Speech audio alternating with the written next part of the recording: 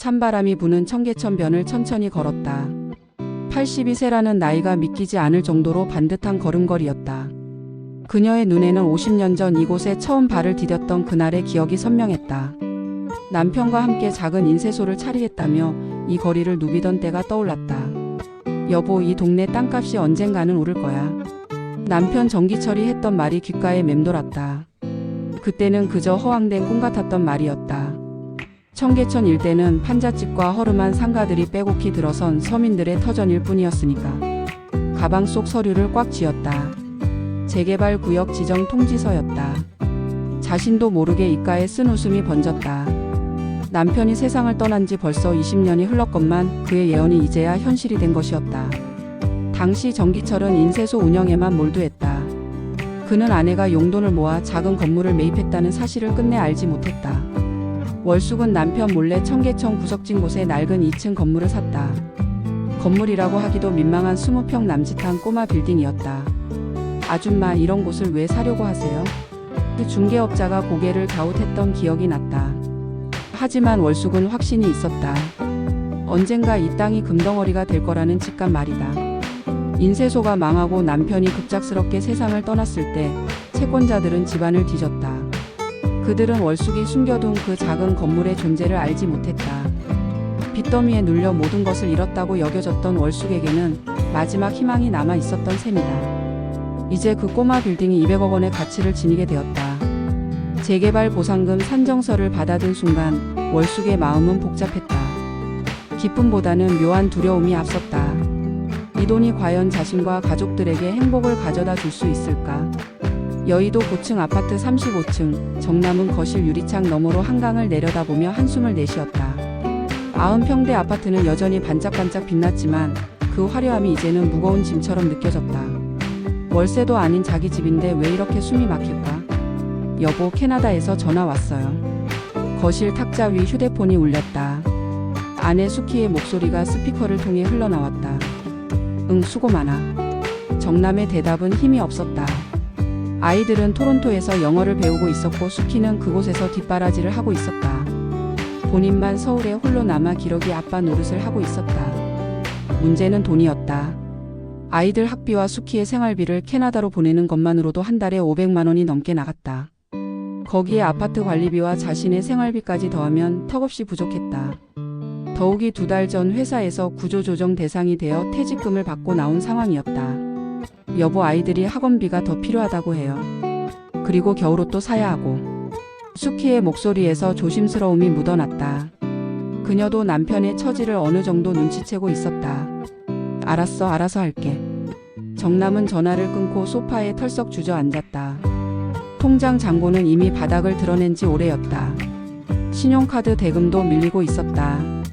벽에 걸린 가족 사진을 바라보았다. 작년 여름 캐나다에 다녀왔을 때 찍은 사진이었다. 아이들은 환하게 웃고 있었고 수키는 여전히 젊어 보였다. 그때만 해도 모든 것이 순조로워 보였는데 어느 순간 모래성처럼 무너져 버렸다. 휴대폰이 또 울렸다. 이번에는 어머니였다. 남아, 잘 지내니? 홍월숙의 목소리는 여전히 또렷했다. 네, 어머니. 잘 지내고 있어요. 정남은 애써 밝은 목소리를 냈다. 어머니에게는 자신의 처지를 털어놓을 수 없었다. 장남으로서의 체면 때문이었다. 수키랑 애들은 어떻게 지내고? 잘 지내요. 아이들 영어도 늘고 있고요. 거짓말이었지만 어쩔 수 없었다. 전화를 끊은 후 정남은 다시 창밖을 바라보았다. 화려한 여의도의 밤경치가 자신을 조롱하는 것만 같았다. 마포구 신축 아파트 25층, 정식은 노트북 화면을 응시하며 이마를 찌푸렸다. IT 대기업 과장이라는 타이틀이 무색하게 스트레스는 날로 커져만 갔다. 신입사원들의 야근 소리가 사무실을 가득 메우던 때가 그리워졌다. 이제는 자신이 그들보다 더 늦게까지 남아 있어야 했다. 여보, 또 야근해? 그 아내 미숙이 전화기 너머로 짜증 섞인 목소리를 냈다. 애들 학원비 언제 보낼 거야?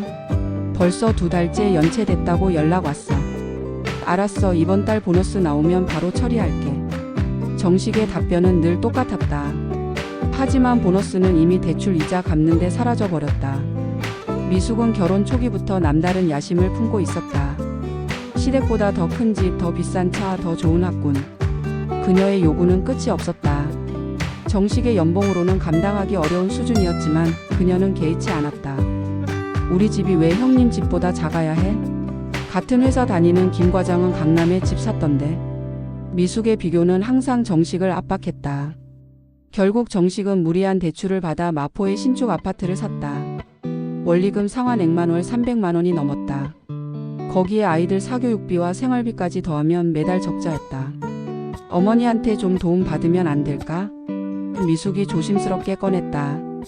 형님네도 어려운 것 같던데 우리가 더 현실적으로 접근해야 하지 않을까?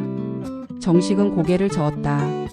어머니는 인쇄소 망한 후로 어렵게 사시는 걸로 알고 있었다. 어떻게 82세 노모에게 손을 벌릴 수 있겠는가? 하지만 미숙의 생각은 달랐다. 며칠 후 그녀는 시어머니를 직접 찾아갔다. 어머니, 정식이가 말씀드리기 어려워해서 제가 왔어요. 미숙은 가짜 눈물까지 짜내며 말했다. 아이들 교육비가 너무 많이 들어서 혹시 여유가 되시면. 며느리를 조용히 바라보았다. 26에 시집온 미숙이 이제는 40이 넘었지만 여전히 계산적인 눈빛은 변하지 않았다. 우리 정식이가 힘들어하는구나. 목소리에는 안타까움이 묻어 있었다. 하지만 미숙의 진심이 아닌 것도 알고 있었다. 네, 정말 힘들어해요. 밤잠도 제대로 못 자고. 미숙은 더욱 간절하게 연기했다. 고개를 끄덕였지만 즉답하지는 않았다. 대신 생각해보마 한마디만 남겼다. 미숙은 아쉬워하며 돌아갔지만 마음속으로는 이미 계산기를 두드리고 있었다.